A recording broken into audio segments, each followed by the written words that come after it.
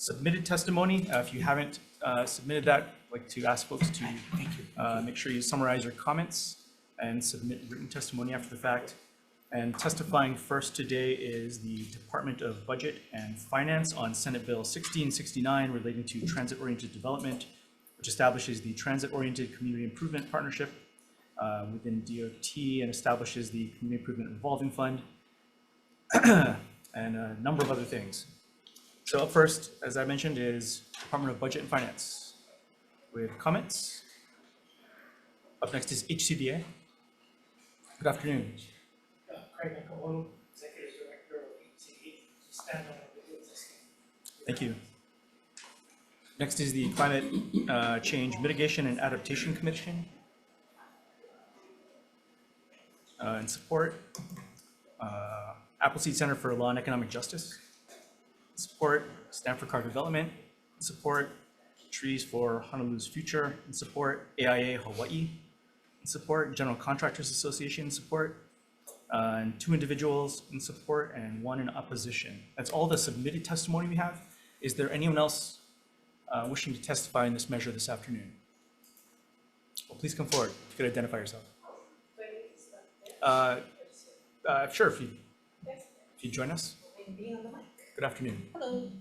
So my name is Amanda Ibanez. I'm chairwoman for Kali'ipalama District number 15. I'm in support of it, and I feel transit-oriented development needs to happen in a responsible way. Thank you so much. Thank you.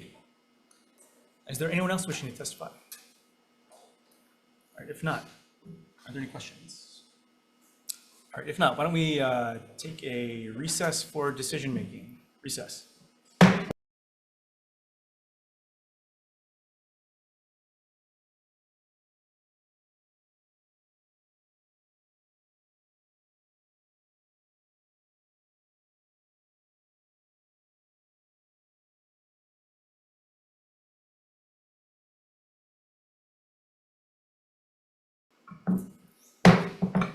Thank you. We're reconvening the Joint Committees on Transportation, Culture and Arts, and Housing for decision-making on our 1 p.m. agenda here Tuesday, February 4th in Conference Room 225. Chairs having conferred, I'd like to make a recommendation to pass this bill with amendments. First of all, adopting the HCDA recommendation to just remove the reference to the HCDA statute. Secondly, amending Section 2B1 to say plan, coordinate, and administer projects and programs. Section 2B2, and may assist other communities, or should read and may assist other communities. Amend under C1 the term community improvement district to business or community improvement district throughout that section. Fourthly, in the same section under subsection 3, quote, change this to read, quote, subject to approval by either a majority of property owners, contributors, or other stakeholders. And then fifth, amend the board of directors to add the director of OPSD or designee, as well as the head of the community-based economic development program, DBED. We'll change the 2 members appointed by the Speaker of the House and member of the Senate to 2 members appointed by the Senate President and 2 members appointed by the Speaker of the House. Add in the power of condemnation to the section, and under section 15A, transfer of public lands, clarify that any department can transfer lands to the agency when appropriate, and delete subsections 1, 2, and 3 thereunder. And finally, add 1 full-time exempt administrative assistant and amend the preamble accordingly, and then technical amendments and a defective date. Any discussion on this? Not. Acting Vice Chair for the vote. Okay, Chair's recommendation on SB 1669 is to pass with amendments. Chair Lee. Aye. Vice Chair Inoue is excused. I vote aye. Senator Kanuha. Aye. Senator DeCourt is excused. Mr. Chair, your recommendation is adopted. Thank you. And for the Committee on Housing, the same recommendation for SB 1669 to pass with amendments. Chair votes aye. Members, SB 1669, recommendations passed with amendments. Chair votes aye. Vice Chair votes aye. Senator Aquino is excused. Senator Kanuha. Aye. Senator Favela. Aye. Chair, your recommendation is adopted. Thank you very much. Thank you, everybody.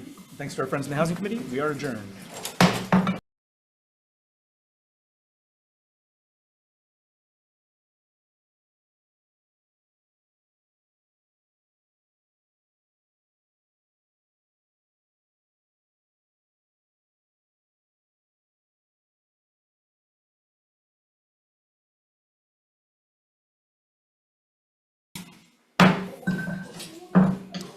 Good afternoon. Welcome to the Committee on Housing.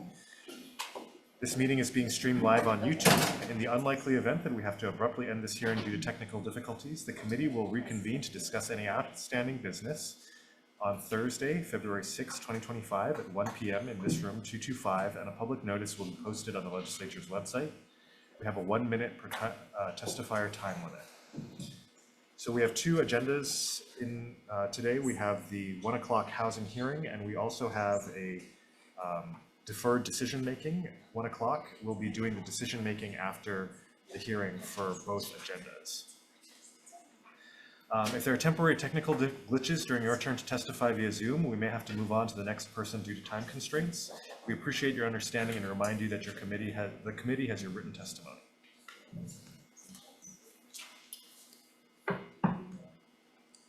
Okay, our first bill today is Senate Bill 1169 relating to community land trusts, which authorizes HHFDC to establish a 5-year community land trust equity pilot program to provide community land trusts with a line of credit to fund the acquisition, rehab, renovation, or construction of housing for low to moderate income households and report to the legislature regarding the pilot program. Appropriates monies from DERF for establishment of the pilot program. Our first testifier for this bill is HHFDC in support.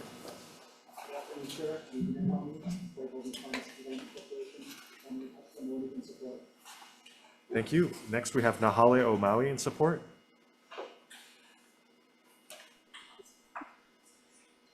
Are they on Zoom? Okay, we Not have present on Zoom, Chair. Oh, I'm here. I just can't see that I'm up. Sorry. Yes, I am here. It's Carrie DeMott with Nahale o Maui. Okay, please go ahead.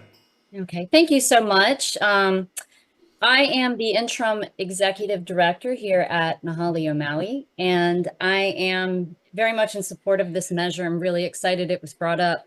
We have been a successful community land trust on the county of Maui since 2007, and having this resource of revolving funds would make our ability to build affordable housing that would be affordable in perpetuity from family to family so much easier. The process of going through our bank loans is time consuming, and we do end up spending more money in the process.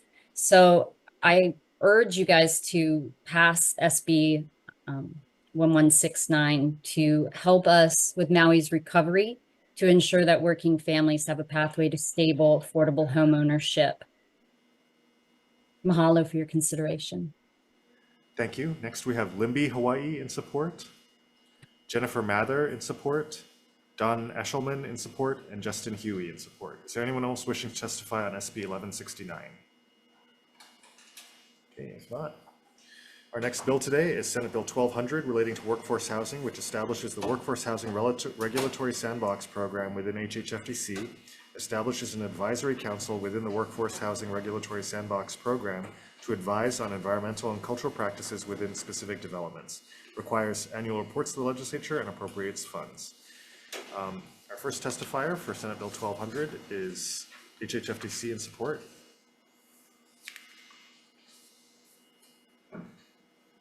Chair, we stand on our testimony in support. I know that there were some questions about whether this vehicle would allow us to preempt the county's powers for permitting and zoning. We posed that question to the Attorney General, waiting to hear back.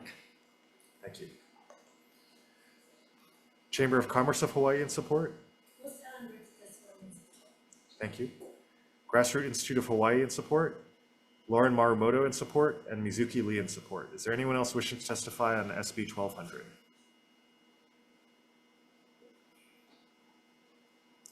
Okay, if not, we'll move next to Senate Bill 511. relating to housing, which clarifies that approval for certain housing projects seeking exemptions from planning and development laws and rules shall be granted by the appropriate county legislative body rather than HHFDC, requires HHFDC to work in conjunction with the counties to ensure state-approved affordable housing developments conform to county general plans and growth policies. Our first testifier for SB 511 is HHFDC with comments.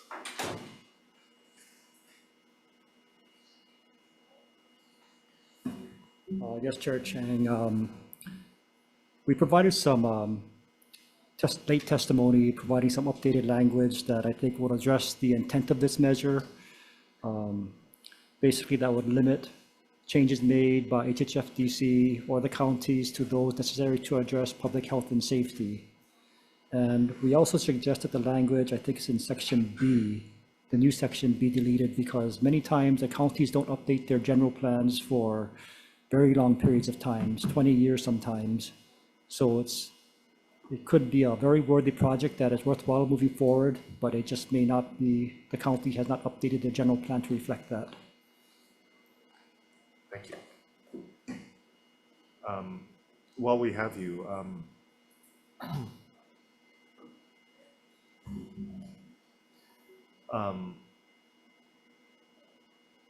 so on the bigger picture, so if the intent of this measure is to make it clear that county administrations may not withhold 201H-38 applications from county councils for approval, how would you suggest that we do that? The legislature could impose a time limit on processing of applications.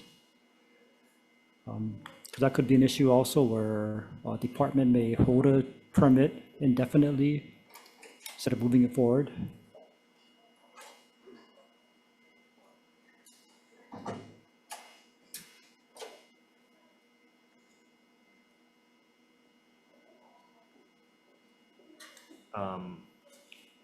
Was that in your testimony? No, that was not in our testimony. So if a developer wants to build a project and the administration is withholding the transmittal of that project application to the county council, what alternatives does that developer have? They could reach out to HHFDC to process the application. Would that be another costly and time-consuming process? Our processing fee, I believe, is currently either $1,000 or $2,000. I'm not sure what the county fees are, but I think most developers know that they have the option of either going to the county to process the application or coming to HHFDC to process the application.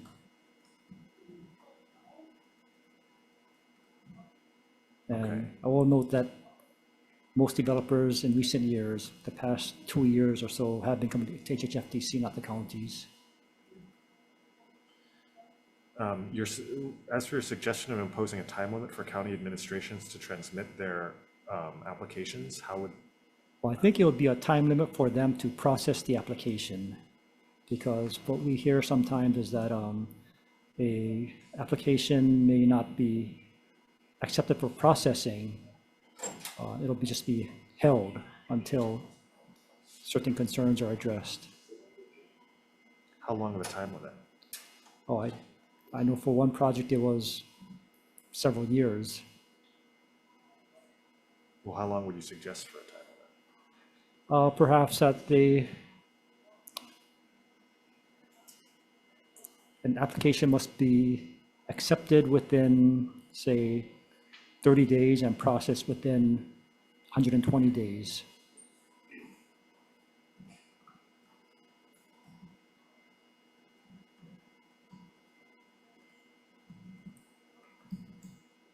I think the county still has to have the opportunity to reject an application if it doesn't meet minimum requirements. Okay.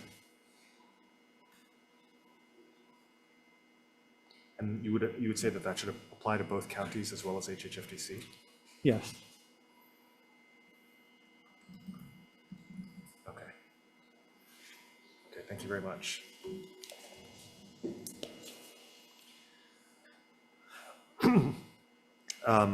Our next testifier is Seth Kamemoto in support.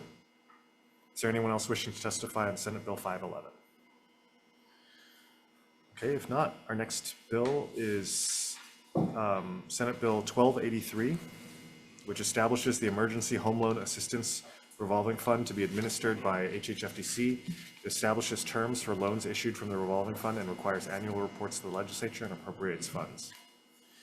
First testifier is the Department of Budget and Finance with comments, followed by HHFDC with comments.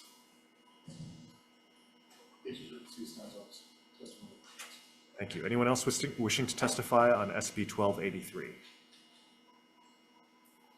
Okay.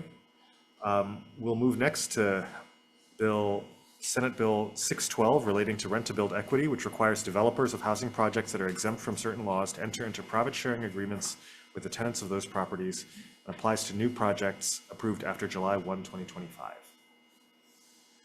Our first testifier is HHFDC with comments. Thank you. Followed by Sydney Lynch, Ellen Awai, and Karen Luke, all in support. Is there anyone else wishing to testify on SB 612? Okay, if not, Chair, some questions for HHFDC.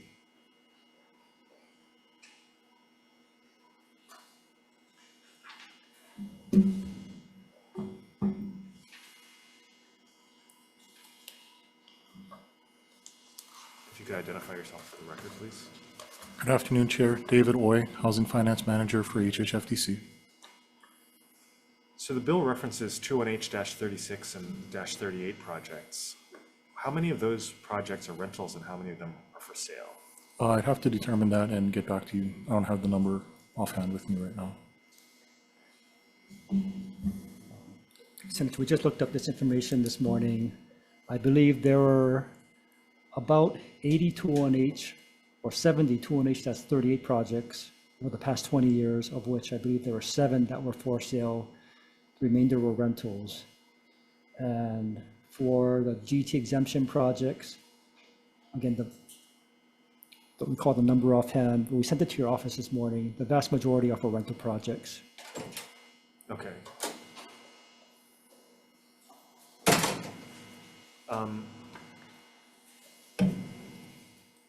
If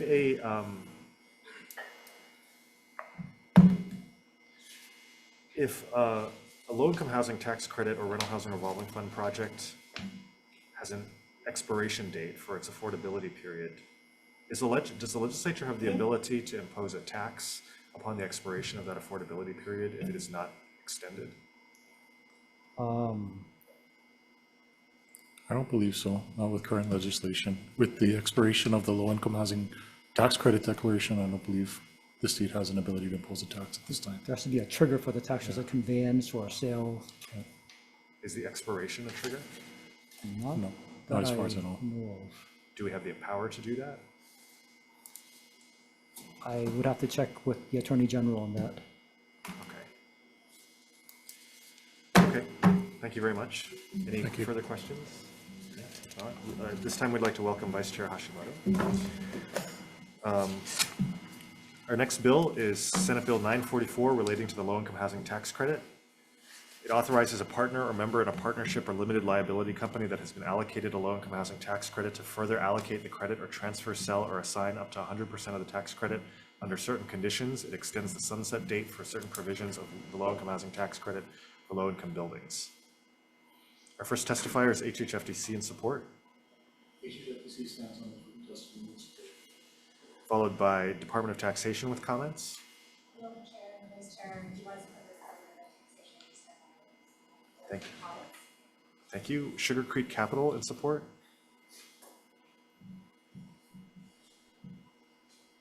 Yes, Chair and members of the committee, I'm Tommy Logan with Sugar Creek Capital, and we support this bill. Thank you. NIAP Hawaii Chapter in support.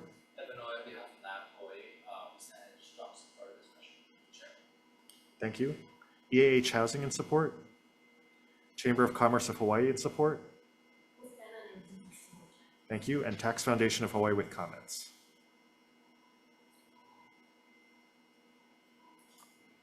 Good afternoon, Chair, Vice Chair, members of the committee. Tom Yamachika from Tax Foundation. We only had technical comments I'd be happy to answer any questions. Thank you.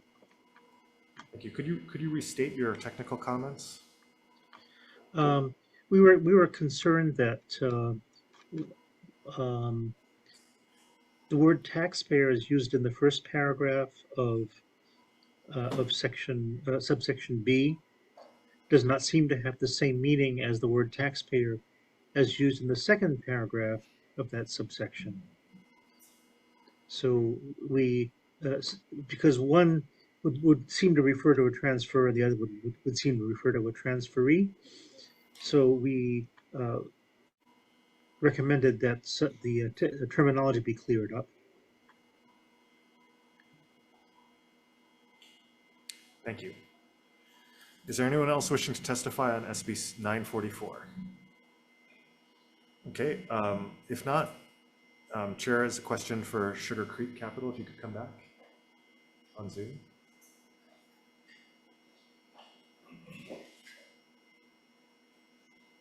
Yes, sir. Thank you. You just heard the testimony of the Tax Foundation. Do you agree with it? Yes, sir. And I think the same testimony was submitted. I've reviewed the testimony. I think there's some language we can use to clear that up. I think it is just a technical thing that can be cleared up pretty easy. And I'm pretty sure the language submitted in this testimony by DOTAX may do that.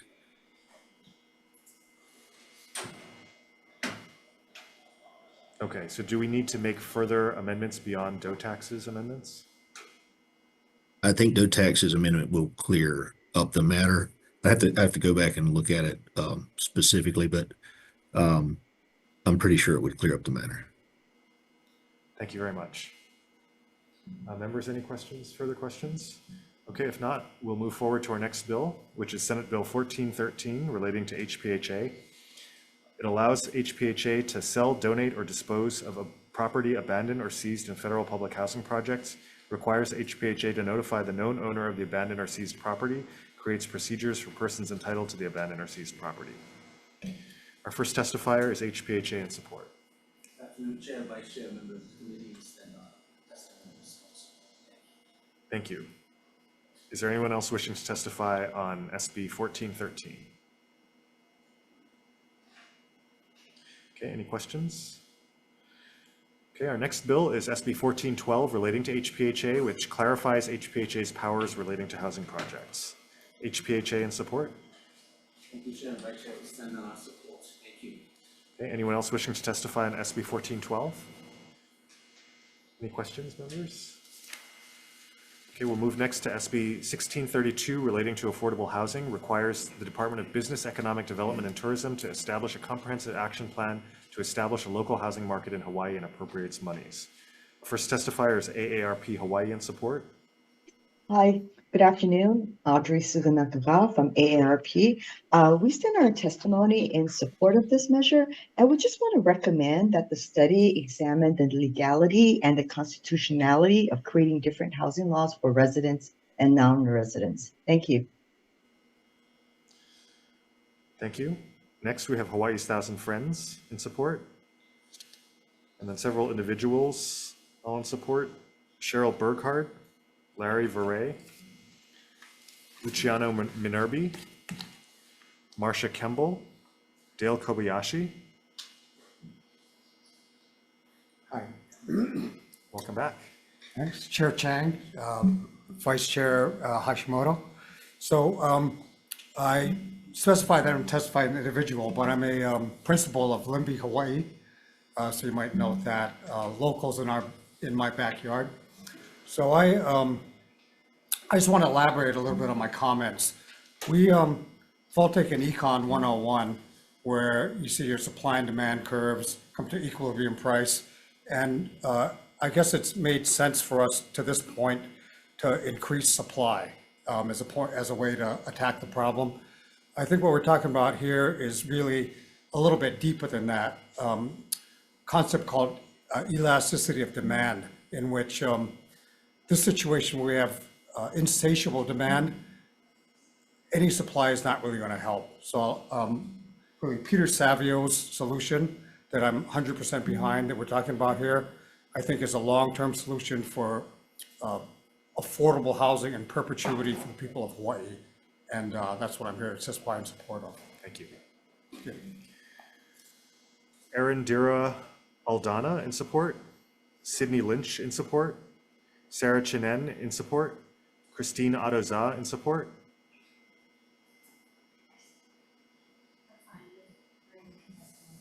Thank you. Makana Hicks-Gu in support. Elton Fukumoto in support. Whitney Bozel in support. Is there anyone else wishing to testify on SB 1632? Chairman Chang and Vice Chair Hashimoto, my name's Peter Savio, affordable housing developer, and I support the measure. The mistake we've made in Hawaii, we see it as an issue of supply, and you will never solve our housing crisis building more, adding more units, changing zoning. You're only going to make it worse. Our problem is demand. We have outside demand that is greater than the supply. So no matter what you build, mainland buyers will be able to come in and buy, and we will not be able to afford it. Our only hope is this type of bill will pass and we will structure a market where we can put in the controls that are needed for local buyers to buy, and affordable housing will stay affordable forever. You've tried for 60 years and you have failed with supply. Abandoned supply is the problem. Stop trying to increase our inventory and control the price and the value. Everything you're doing other than dealing with supply is going to fail. The 3 houses per lot's the worst thing you could have done. All of these are wrong. You don't understand the economic consequences of these decisions. All you're doing is creating value and raising the cost of housing rather than solving the problem. Thank you. Thanks. Any questions? Mr. Savio, Chair, or do you have a question? No, you go first. Vice Chair Hashimoto. So Mr. Savio, thanks for being here. So is there something that you can get us to do this year instead of us doing another study? I don't particularly like the study. I would like you to pass the bill this year that says that, we can set up a trust. But again, I recognize it's a whole new concept and it's going to need time. If you want to solve the housing crisis today or start the process, abandon all of the supply issues, repeal the 3 lots per house, get rid of ADUs. All of that is only increasing the cost of housing. What you would need to do is say, we'll allow ADUs, we'll allow third houses, but you have to put them into affordable housing. You have to rent them at 80 or 90% of median income. You can only sell it tied to increase in wages or tied to what 80 or 90% buyers can afford. If you don't put the restriction, all you've done is made it easier for a mainland retiree to buy. You've made it easier for investors to buy. So all of this inventory is the wrong solution because there's no mechanism to control the price. Right. The other thing you can do is reform Hawaiian homes, because that's one market that is local. Mainland guys can't buy. If you change their lease so their lease is as good as a Bishop Estate lease, the Hawaiian community will become millionaires. They'll be able to build more homes. They'll be able to finance them.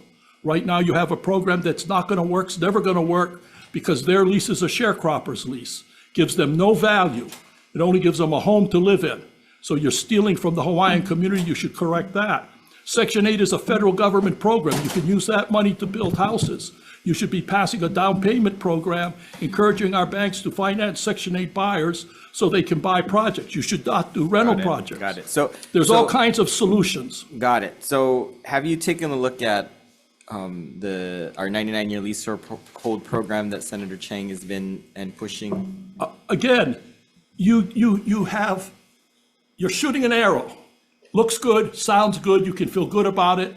In effect, it's going to fail if you don't have all of the other conditions. You've got to have a complete program that's going to create affordable.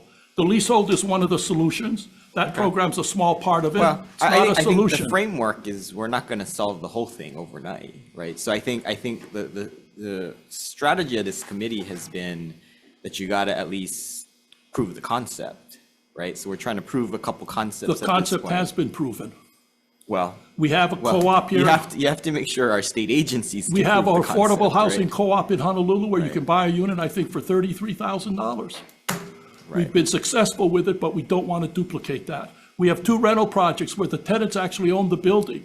They were built in the 59s and 60s, and today they own the building. Their rents are low. It's been proven, tenant ownership of rental buildings, these types of co-ops work. So I think the solution here is we got to put you in touch with Dean Minakami over there, who has the YIMBY working group, and I think you need to at least talk with them, because they're supposed to be coming up with solutions, broader solutions for us. Yes. So I think your knowledge is very important, but thank you, Chair. Before you go, first of all, I'd like to welcome Senator Favela to our committee meeting. And I just have a couple of questions for you, Mr. Savia. So, I mean, I can think of one thing that will immediately reduce housing prices in Hawaii dramatically overnight, which would be if the Fed increased interest rates dramatically. Isn't that what happened in the 1970s and 80s? And in real terms, housing prices were much lower than they Again, are now. in 1970 and 1980, the majority of your market was local. Now your market is mainland. It's wealthy individuals. Interest rates go up, they don't care, they're paying cash. It's not going to have the impact you think. You cannot look back over history and think you can duplicate it because the market has changed. We're no longer a local market, we're an international market. Our workers cannot compete with wealthy retirees, cannot compete with workers from the mainland because they get paid more, they save more, and they're just ahead of us. In the 1970s, when it is true that Hawaii was building housing at the rate of 20,000 units per year, and we're maybe 1/10 of that today. It is also true that housing prices in Hawaii were significantly lower in real terms during that period than they are today. And so you would say that the only reason for that is because at the time, wealthy people from overseas were less interested in buying real estate here, and that it might have been more of a local market then.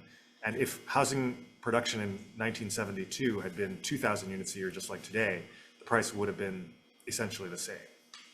Okay, I think what you have to understand is the 1970s, we had a great deterrent for mainland buyers. It's called the leasehold system. All of our leasehold properties were not available basically to mainland buyers, Asian buyers, because they didn't understand it, they didn't like it. In 1980, when land reform came in, I pointed out that we're removing the barrier. We need something to control price. The legislature did not respond, did not listen. Today, we are paying the price. All of our land, all of our homes work. So if you're going to use 1970, you got to understand the whole case and that it's leasehold that saved us because it kept them away. It was a deterrent. So you can't compare 70 to today and try to make a direct comparison because you don't accept all the changes that occurred in between. So speaking of overseas buyers, isn't it true that people like Henry J. Kaiser weren't just investors, they were actual owner-occupants in the 1970s, and people today like Mark Zuckerberg and Larry Ellison and Oprah Winfrey, they're not just investors, they actually do live in their residences in the state, don't they? Again, I have no problem with their living here. I have no problem with their buying. I don't understand the question.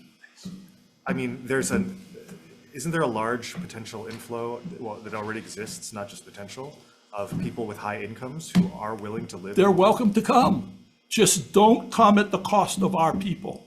Don't come increasing our price. It's up to the legislature to structure a program where local prices will remain for local buyers, and I don't have to compete with the mainland buyer. My children don't have to compete. That's the point you guys are missing.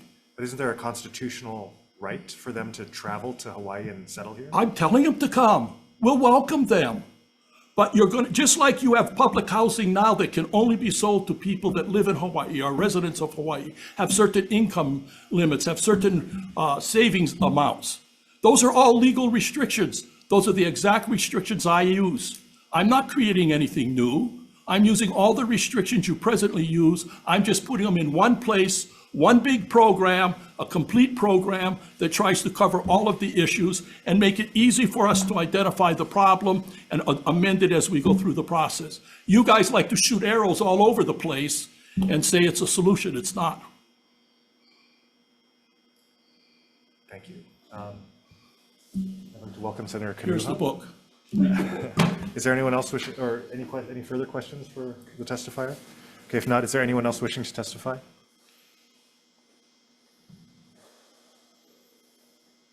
Hello, Stanley Chang, Senator, and Senator Hashimoto. So again, my name is Amanda Ibanez. I'm chairwoman for Kali'i Palama. Generational. I would like to stay in Hawaii. unfortunately, is becoming more and more out of reach. And every single weekend, inclusive of this weekend, last weekend and the weekend before then, I help my friends and family pack away to the mainland, to Las Vegas, to other places where they don't belong. They belong in Hawaii. When are we going to start having a market, a real estate market that services the residents, services the bloodline, services the people of Hawaii instead of pushing them farther and farther from Kalihi, workforce areas, then to the Ewa Plains, then to Kapolei, then to Makakilo, then to Waianae, and then off the island they go. So I do support Peter Savio.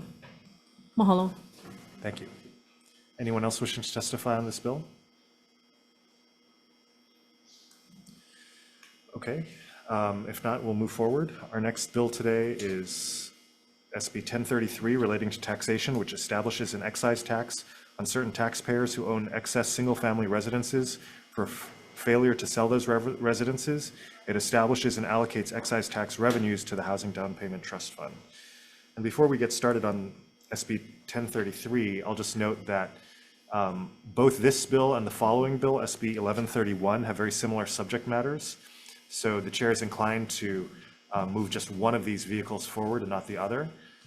If you would like to testify either on SB 1033 relating to taxation or SB 1131 relating to taxation, please use this opportunity to do so. So our first testifier on SB 1033 is Department of Budget and Finance with comments, followed by Department of Taxation with comments.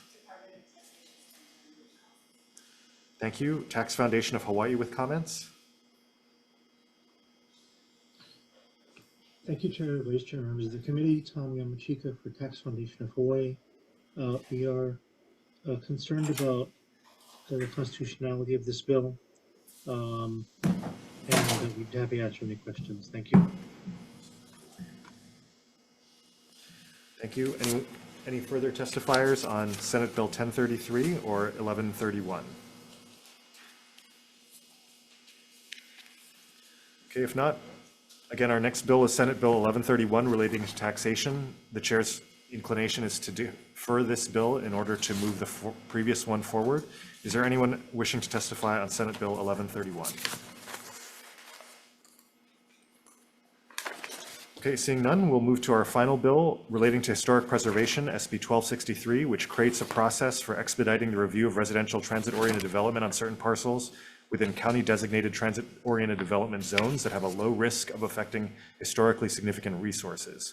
It authorizes lead agencies, including county governments, to make determinations on the potential effects of a project, creates a 90-day limit to concur or not concur with project effect determinations, provides that projects with written concurrence are exempt from further review unless there's a significant change to the project or additional historic properties, aviation artifacts, or burial sites are identified within the project area. Our first testifier is DLNR in support. Okay, followed by HHFDC in support. Thank you. Office of Hawaiian Affairs with comments. HCDA with comments. HCDA stands on our comments. Thank you. DPP, Honolulu, City and County of Honolulu with comments. Hawaii YIMBY in support. Holomua Collaborative in support.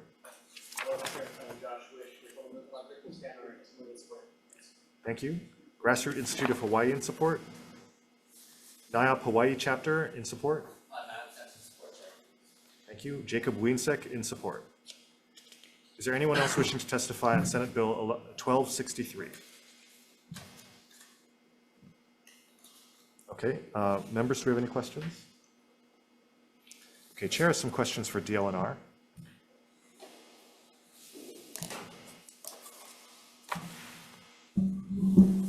Hi, I'm Jessica Poff, the administrator of SHPD. Thank you. In your testimony on page 4, line 13, you suggest that the bill be amended to indicate the process if findings of additional historic properties occur. So what should that process be?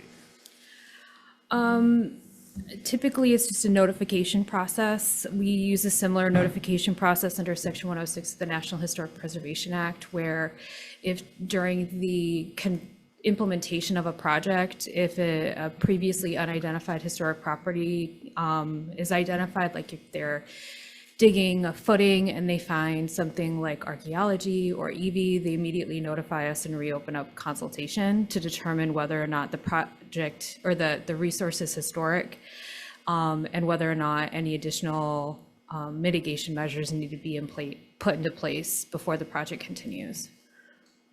Can you get those to us in writing? Yeah. Thank you. One more question. Sure. So in OHA's testimony, they point out that a lot of this bill's process already exists under the administrative rules. So do we need this bill? I think that part of this bill cleans up some of the ambiguity that's across the different 6E historic preservation review processes, whether it's 6E8, 6E10, or 6E42, where we've had projects that will come to us under 6E8, which are projects that are sponsored by a governmental entity. But then when the project goes to be implemented, they have to get building permits from the county, and then the county will send them back to us. And part of this bill, I believe, negates that need, where it says if you've come to us for one 6E review, that satisfies all 6E review elements. It also clearly defines that if SHPD does not complete the review of the project within the 90-day timeline, provided that the submittal is complete and true, that they can assume concurrence with SHPD. I think that the current language within all the different 6Es is kind of vague about what happens in that instance. It also, I believe, allows us to create a phased approach or a programmatic approach to some of these larger projects. And I believe there's also a section that allows counties to submit TOD plans to SHPD to help us it allows us the opportunity to review those TOD zoning plans to kind of pre-identify areas that may be sensitive in terms of historic or cultural resources or EV kapuna, so that we can perhaps create a more streamlined programmatic approach with the permitting agency or like HCDA or something for those properties. So it does a lot. Sorry. That isn't explicit in existing law, I think. So how much of a difference will all of this make? I think it has the potential to make a lot of difference, because it solidifies some things that we have been talking about wanting to do for years and that we've been starting to try to do in other ways, but it creates a more like structured, and I don't want to say legitimizes, because I think that the way that we've been doing this with agreement documents like MOUs, MOAs, and in the case of federal projects, PAs, it's legitimate, but it sort of lays out, I think, the rules and eliminates some of the ambiguity and makes things clearer for everyone to understand in terms of what SHPD's roles and responsibilities are, how to hold SHPD accountable if we're not reviewing something in a reasonable time frame, and things of that nature. I don't know if that answers your question. It does, thank you. Okay. Any other questions? No, thank you very much. Okay, thank you. Okay, that brings us to the end of our hearing agenda. We'll take a recess and we'll come back for decision-making on these measures.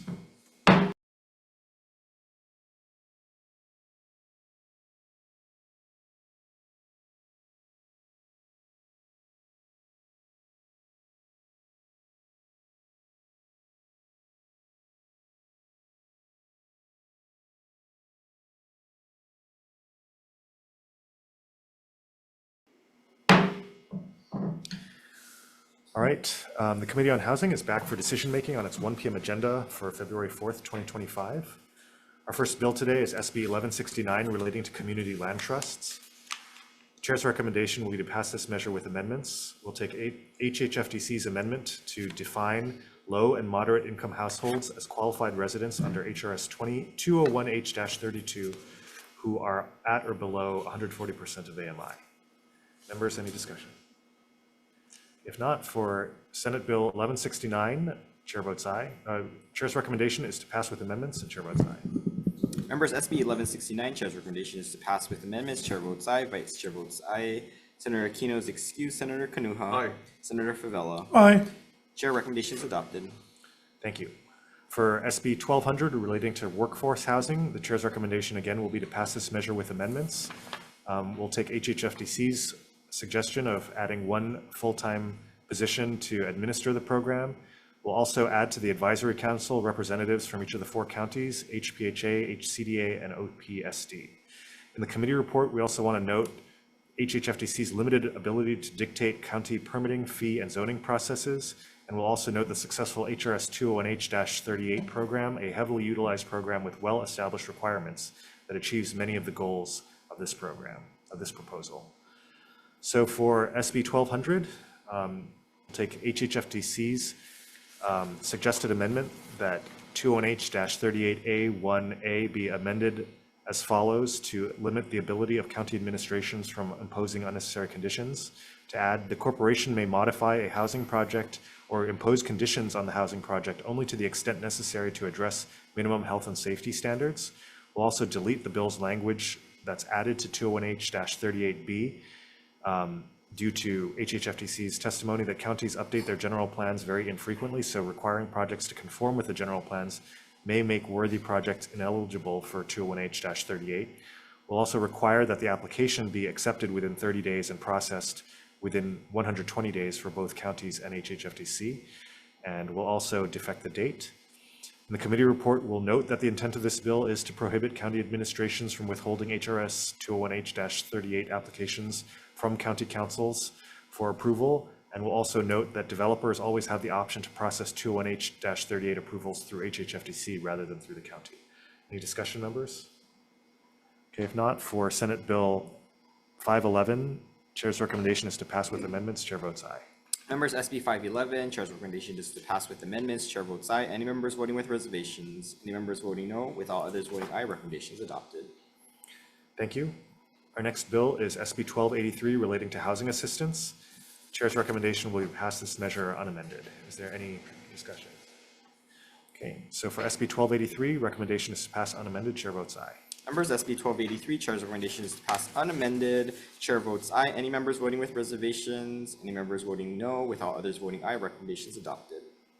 Thank you. For SB 612 relating to rent-to-build equity, the chair appreciates the introducer's work on this important issue. The chair has been very concerned about the expiration of almost 15,000 affordable housing units statewide in the coming years between now and 2100. And I think this bill is one possible angle to address that issue. And so the chair will be recommending passing this measure with amendments to turn it into a study on the concept of rent-to-build equity for existing and future state-financed housing.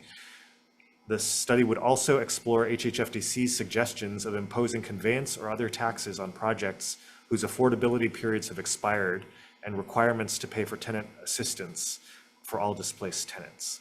And we'll also defect the date. We'll also note in the committee report that nearly 15,000 state-financed affordable housing units will expire by the year 2100, potentially displacing their tenants. Any discussion, members? Okay, if not, for SB 612, Chair's recommendation is to pass with amendments. Chair votes aye. Members, SB 612, Chair's recommendation is to pass with amendments. Chair votes aye. Any members voting with reservations? Any members voting no? With all others voting aye, recommendation is adopted. Thank you. Next bill is SB 944 relating to the low-income housing tax credit. Chair's recommendation will be to pass this measure with amendments. We'll take the Department of Taxation's amendment to insert language, the transferee must have received the transfer or assignment of the tax credit prior to the date a tax return or amended return claiming the tax credit is filed. And also, the transferor shall notify the Department of Taxation of the transfer, sale, or assignment at least 30 days prior to the transferee claiming the tax credits. The notification shall be in the manner prescribed by the department. We'll also take DOTAX's amendment to amend the effective date of the bill to taxable years beginning after December 31st, 2025. Any discussion, members? We'll also note in the committee report that $1 in state LIHTC currently sells for only 62 cents, and therefore it is important to increase the value of this foregone tax revenue. Okay, so again, for SB 944, the chair's recommendation will be to pass with amendments. Chair votes aye. Members, chair's recommendation on SB 944 is passed with amendments. Chair votes aye. Any members voting with reservations? Any members voting no? With all others voting aye, recommendation is adopted. Thank you. For SB 1413 relating to HPHA, chair's recommendation will be to pass this measure with amendments. We have technical, non-substantive amendments for the purposes of clarity and consistency. Any discussion? Okay, for SB 1413, chair's recommendation is to pass with amendments. Chair votes aye. Members, SB 1413, chair's recommendation is to pass with amendments. Chair votes aye. Any members voting with reservations? Any members voting no? With all others voting aye, recommendation is adopted. Thank you. For SB 1412 relating to HPHA, chair's recommendation will be to pass with amendments. And again, there are technical, non-substantive amendments. Any discussion? Okay, so for SB 1412, chair's recommendation is to pass with amendments. Chair votes aye. Members, SB 1412, chair's recommendation is to pass with amendments. Chair votes aye. Any members voting with reservations? Any members voting no?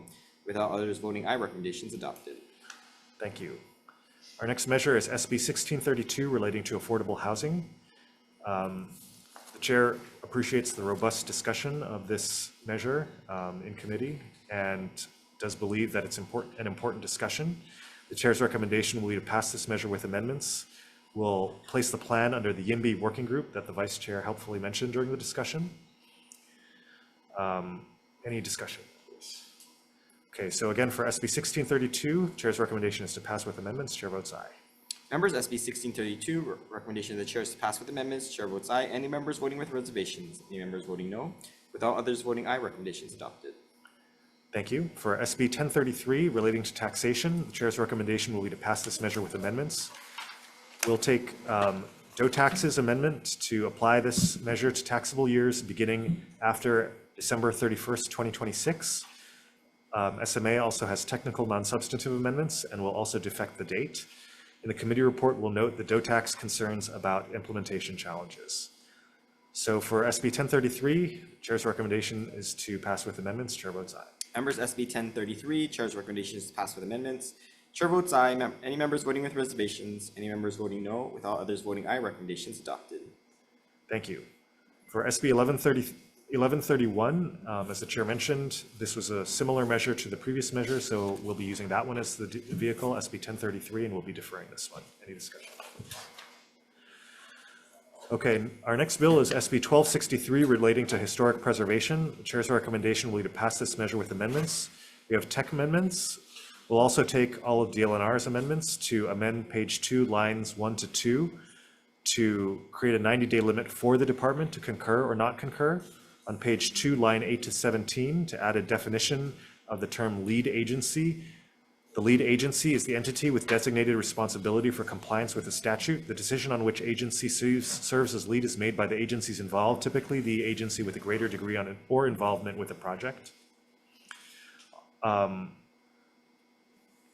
On page 3, lines 6 to 10, to provide specificity regarding the components of the programmatic agreement, provided that there shall be an executed programmatic agreement in place between the department and the project applicant that identifies the entirety of the project scope, project area, and each construction phase, and the estimated timelines for each phase and any agreed upon mitigation measures. On page line 13 to 16, to provide clarity and specificity with the existing statute, to add of receiving a complete and true project submittal, the lead agency may assume the department's concurrence and.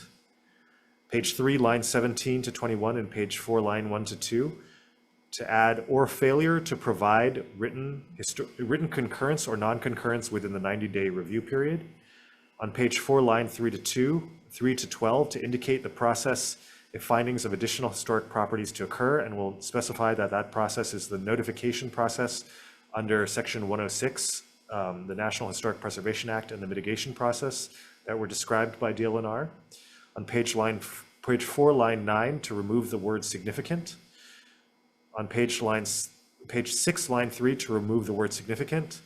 On page 7, line 17, to remove the word significant. Page 10, line 8 to 16, to add conducting an archaeological field study, archaeological excavation, or on-site archaeological monitoring. And finally, to expand residential to include mixed-use projects where residential use is the majority. We'll also take HCDA's amendments to indicate that the timeline refers to calendar days.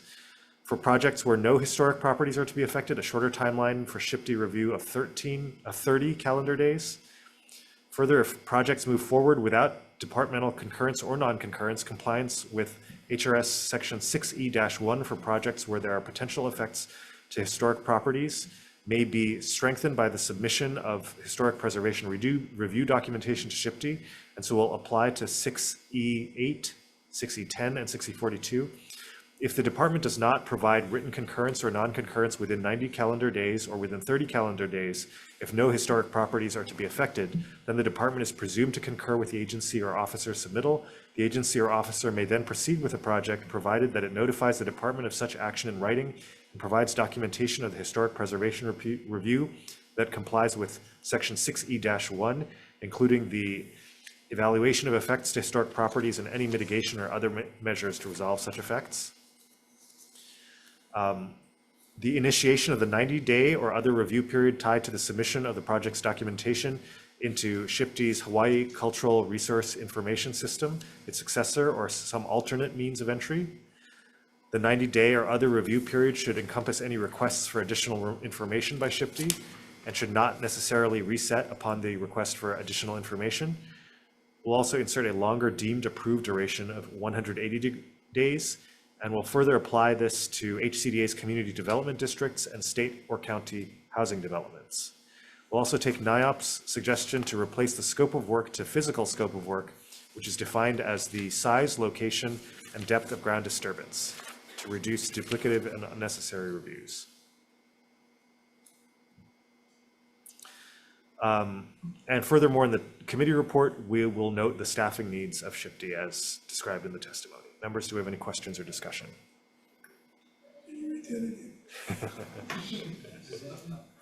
That was after version 14 too, huh? Should we note that in the committee Yeah, report? we should. Okay, further discussion, members? Okay, if not, for SB 1263, Chair's recommendation will be to pass this measure with amendments. Chair votes aye. Members, SB 1263, Chair's recommendation is to pass with amendments. Chair votes aye. Any members voting with reservations? Any members voting no? With all others voting aye, recommendation is adopted. Thank you very much. That brings us to the end of this agenda.